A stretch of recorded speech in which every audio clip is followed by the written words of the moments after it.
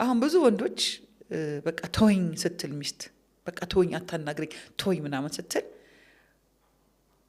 የሴቷን ቋንቋ ለመረዳቱ ይተዋታል። ብዙ ጊዜ ይተዋታል። በቃ ተወኝ አሁን ብቻዬን ተወኝ ብቻዬን መሆን ፈልጋለሁ ሂድ ከዚህ ምናምን ብላ ስታጣድፈው እሱ እንደ ወንድ ስለሚሰማ ጥሏት ይሄዳል።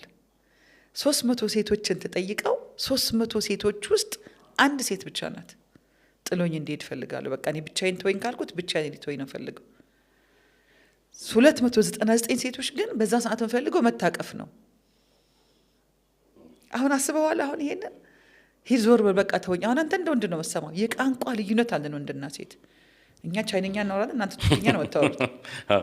ገባ? ትተኸኝ ሂድ ካለች ቁጭ በል ነው። እስቲ ትተኸኝ ሂድ ስለው ታግሶ እኔ ምንም ብሆን ቁጭ ብሎ አባብሎኝ ችሎ የለም ነው እንጂ እኔ ባለ መጀመሪያ ጊዜ ይሄንን ስነግረው እኔ እኮ ስቆጣ ጥለኝ እንዴት ይዛል ፈልገ ወላሂ እንደዚህ ቀንድ አውጥተሽ ስትመጪ እንዴት ነው የምትታቀፊ? ወላይ ቀንዱ ራሱ በቃ ቀንዱን እርሳው። እኔ የምፈልገው ጥለኝ እንዴት ገብቷል አይደል? በጣም ዲስከቨሪ ይፈልጋል ነገርየው።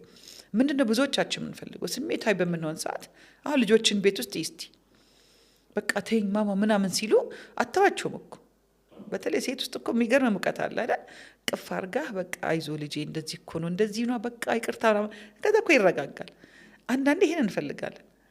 ገባ? አንዳንዴ ቋንቋ ባለመተዋወቅ የምንጋጭበት ጊዜ አለ።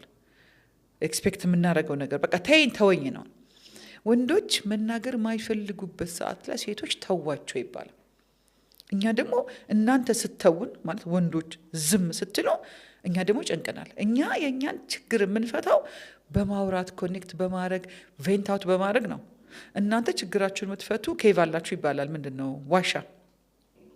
የሆነ ችግር ሲፈጠር ወንድ ይገባና ዋሻ ውስጥ ጸጥ ይልና ይገባ ዳጀስት ያደርገው ይጨርሰውና ሳይክሉ ሲያልቅለት ይወጣና ከዛ በኋላ እና ቅድም ተዘግተህ አሁን ማን እንዲያናግር ነው ማለት አይቻልም። ኦኬ አሁን ወንድ ነው እሱ ኬቭ ውስጥ ገባ። የሱ ፕሮብለም ሃንድል የሚያደርግበት መንገድና እኔ ችግር ሃንድል የማደርግበት መንገድ ይለያያል። እነዚህን ሁሉ ቋንቋችን ከተለያየ ሌላ የሰራነውን አንድ ሪሰርች ልንገረ። አሁን ሴቶች በሚገርም ሁኔታ የፊሊንግ ሰዎች ነን። በጣም በስሜት መነጋገር እንችላለን።